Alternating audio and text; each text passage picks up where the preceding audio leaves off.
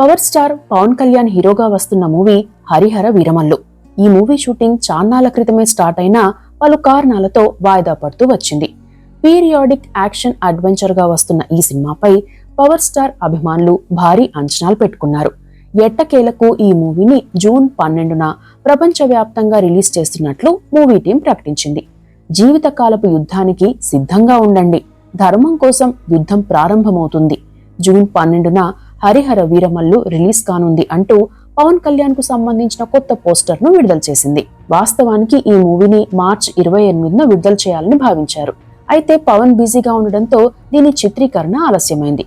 ఈ మూవీలో కొంత భాగాన్ని క్రిష్ డైరెక్ట్ చేయగా, కొంత భాగాన్ని ప్రొడ్యూసర్ రత్నం తనయుడు జ్యోతి కృష్ణ డైరెక్ట్ చేశారు.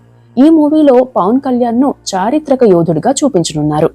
ఇక ఈ మూవీలో హీరోయిన్ గా నిధి అగర్వాల్ నటిస్తున్నారు. బాబీ డియోల్, అనుపమ్ ఖేర్, సత్యరాజ్ తదితరులు కీలక పాత్రలు పోషించారు.